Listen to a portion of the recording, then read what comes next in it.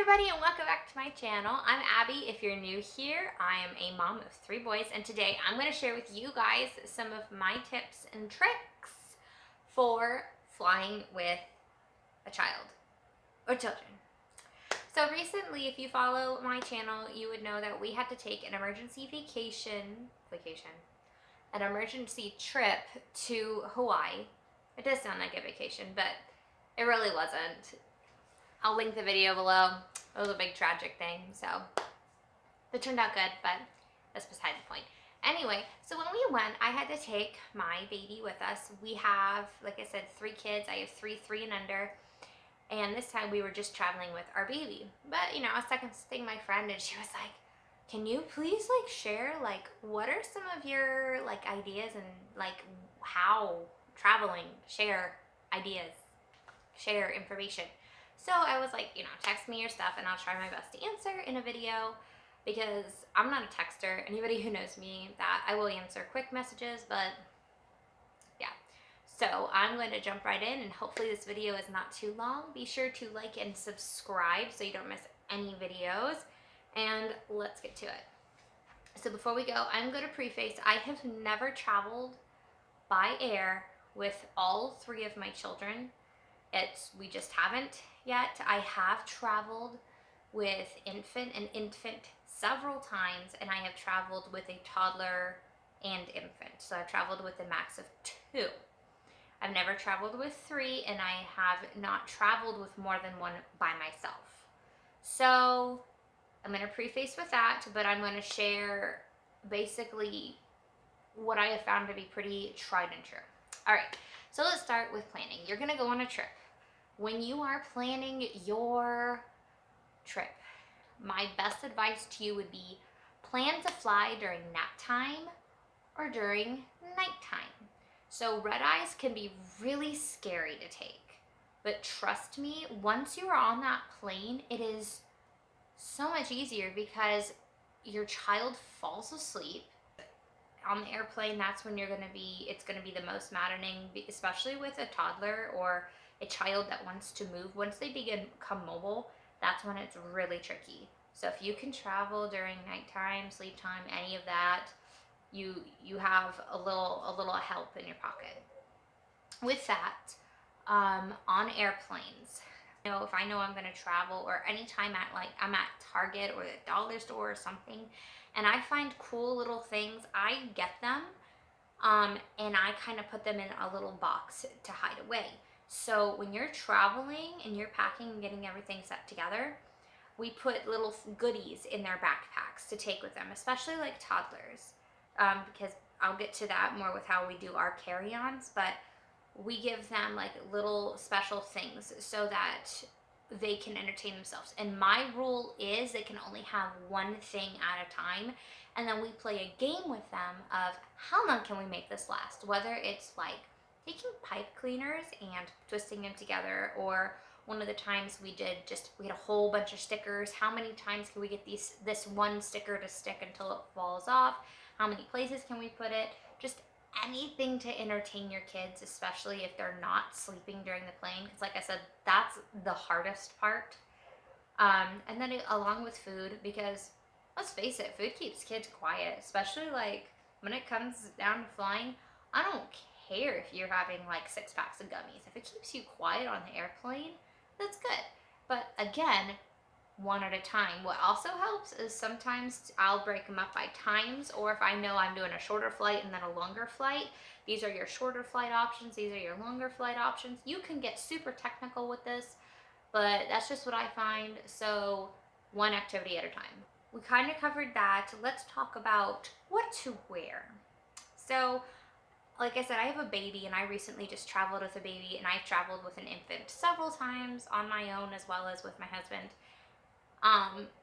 And what you wear, there's a few key things that you want. First of all, wear something comfortable. Please don't wear you gotta wear, especially if you have older kids, you gotta be able to bend over and run. So I recommend a nice pair of leggings or jeggings, whatever is your cup of tea, and something like sneakers or something to run in. I understand everybody wants to look cute, and if you are one of those people that look cute on an airplane, kudos to you. I like to go for the chic athleisure wear look. So, leggings. The other thing, especially if you are nursing, wear something loose. Okay, so I've tried the whole travel in a t-shirt and then an over thing. It works, but it's not as good. So what I find to be the best option is wearing a loose outer top and then wearing a nursing tank underneath, which unsnaps on top, because it's just easier to go in and nurse your baby. And on that note, nurse your baby up and nurse your baby down, because of the air pressure and everything going up and down. Those are the best times to nurse them. If they're asleep, let them sleep, but if they're awake, try to nurse them up and down. If you have an older toddler, we play the sipping game. You sip a cup of water every 2 minutes, going up and down, especially so that their ears don't hurt. Back to clothes. If you're traveling in the summer, I try to dress in layers, meaning I might wear my tank top and then I might wear a flowy like t-shirt style and then maybe wear a jacket or a scarf over that, but again, flowy, just so that you can have them as a blanket and snuggle up and just cuddle. That's the best that I have found. For kids, for like I said, toddlers and such, I go with anything like sweatpants, pajamas, something of that manner. Something comfortable, because they're gonna be all scrunched up and everything, so I try to do that with toddlers. And I'm gonna say this: if your kid is potty trained, go with underwear. But when I say potty trained, I mean your child can hold its pee, hold its poo, can tell you, "Mom, I gotta go," and that's you have at least a 5-minute warning. I don't mean you're asking your kid, "Do you gotta go? Do you gotta go?" That is not potty trained. If your kid is at that point, put them in a diaper, because inevitably your child will have to go just as soon as you get on or just as soon as you have to get off when you're in line waiting. Play it safe. Promise you, otherwise you are going to have a wet child, and that just adds to more things you have to carry on. With babies, sleepers. Sleepers, sleepers, sleepers. If you know me, you know I preach sleepers from like kids at least 8 months, 6 to 8 months and younger. My kids live in sleepers. That's like all you need are sleepers. But when you're traveling, do your sleepers, okay? You don't want to be losing a sock and a booty up there. Do sleepers, I promise you. So moving beyond the whole what to wear, let's talk about what I pack in our carry-on. So what we usually do are, everybody has a backpack, and then I'll usually have like an extra side satchel, which I will cover more of that in a minute. But in my backpack specifically, what I like to keep is a change of clothes or 2. I like to keep at least 2 for the baby, because you never know when they're gonna have a blowout. I like to keep at least 10 diapers. Usually my husband and I both carry about 8 to 10 diapers a piece. I've never gone through that many, but the thought of running out just kind of makes me a little nervous. And wipes. With the wipes, I try to go with a thin container, because it takes up a little bit less space. Along with that, muslin blanket. Okay, this is like one of the swaddle blankets. I think, yes, this is an Aiden and Anais. I love these. I actually bought these for specifically traveling a few years ago, and I fell in love with them, and I have never went back to anything other than these. What's amazing about these is we use these as burp rags, first of all, because babies split up and there's a lot of fabric to cover. Also, they're lightweight. So if you forget a scarf or something, or whatever happens and you're nursing that baby, it is so easy to throw it over. The baby's not going to feel like overly suffocating. It's a lightweight blankie that they can snuggle up with. These are very soft. I mean, these are so incredibly versatile, and basically this stays attached with my baby as we are traveling. Well, it stays attached with my baby anyway, anywhere we go, but especially when we're traveling. This is like holy grail. We have to. The other thing that I like to keep in our carry-on for babies specifically is a hat, because it tends to get cold up on the airplanes, like I've stated. So just a thin little hat I like to put on their heads, because, you know, it just keeps them warm and then they're more comfortable. So a big question that I see a lot and I have gotten is, what do you do with your stroller and your car seat? So the most I have taken with me is I have traveled with a double stroller and then 2 car seats. And it is hectic, but it was worth it because otherwise, you don't have anything to put your child in. You either have to buy one or rent one. And especially traveling with we're now a family of 5, but at that time I was a family of 4. Plane tickets are expensive as is, so any way we could conserve money, we did, and I would rather carry our car seats along with us. So what we do is we carry them through the airport. I have a huge double stroller, but my infant carrier will click into it. So that part I don't have to carry, whereas my bigger car seat, we did have to carry. But what we did was we just kind of shoved it underneath the basket, and I mean, it worked. We take that all through the airport, and then we gate check it. We've done it every single time we have flown. If I'm flying with only an infant, all of my stuff clicks together for just convenience sake. Take it and gate check it. I have never had an issue with them charging me anything for gate checking any of my stuff. You put it in, you go up, they put a tag on it, take it as you're boarding the plane, you fold them up, leave them there, get on the plane, go on your flight, and they're there when you get off.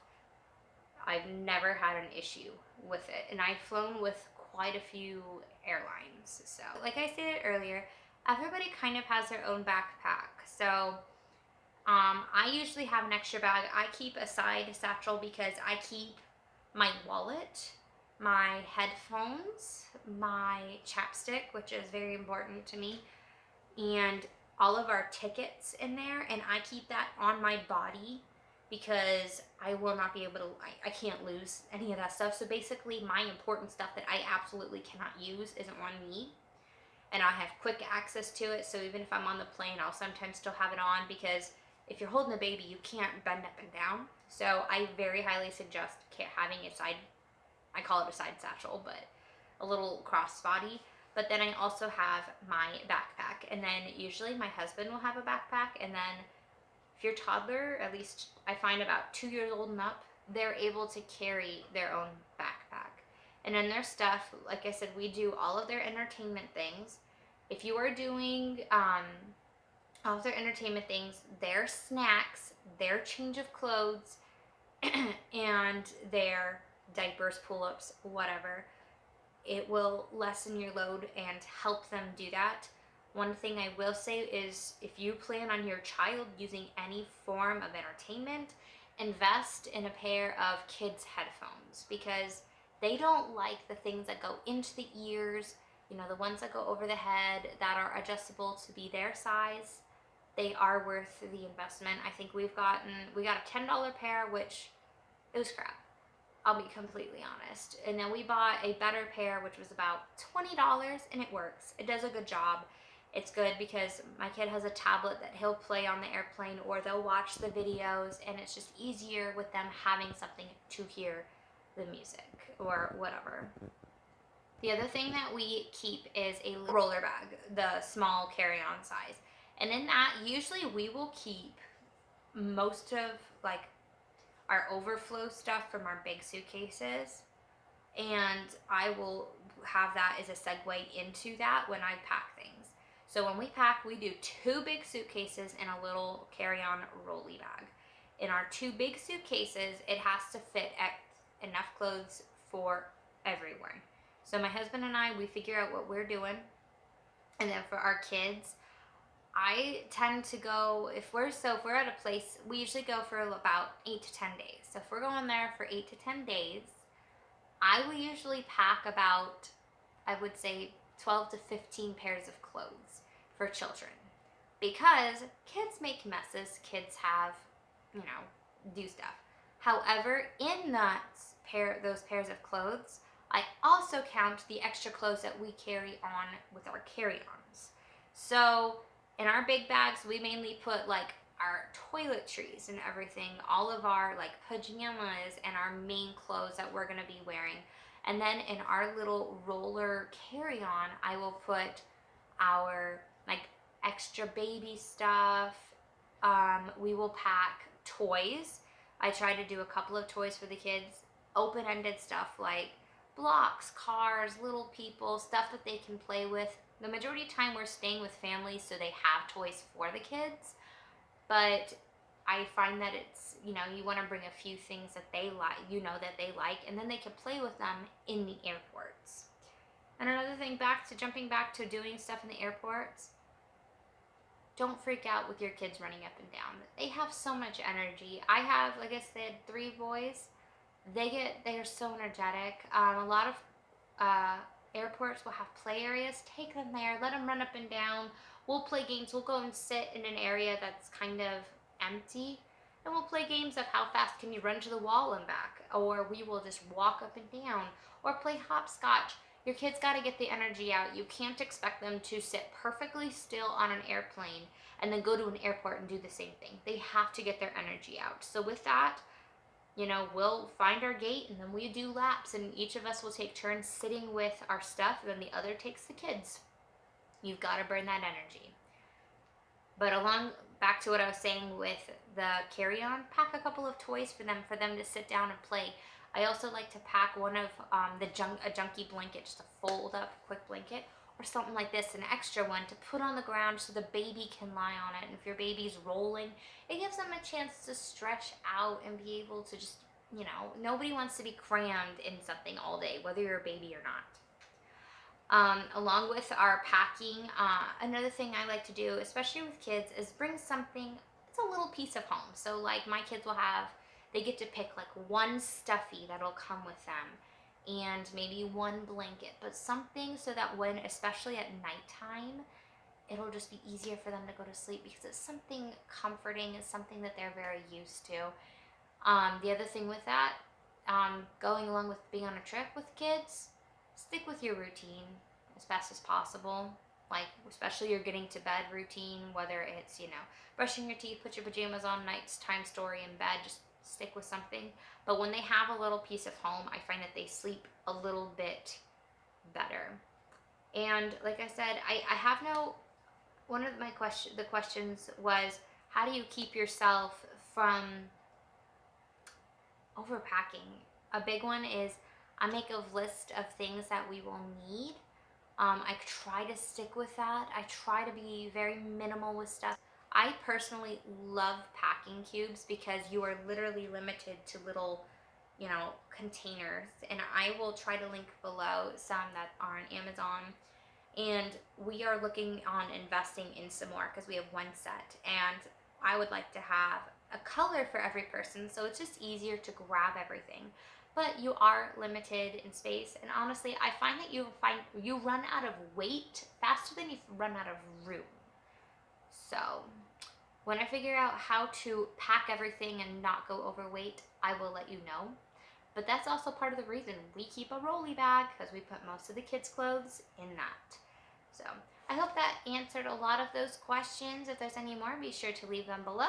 Be sure to like this video if it helped in any way, shape, or form, and be sure to subscribe to not miss any of my upcoming videos that may or may not be sporadic in the next few months. So I'll catch you guys next time in the next video. Until then, bye!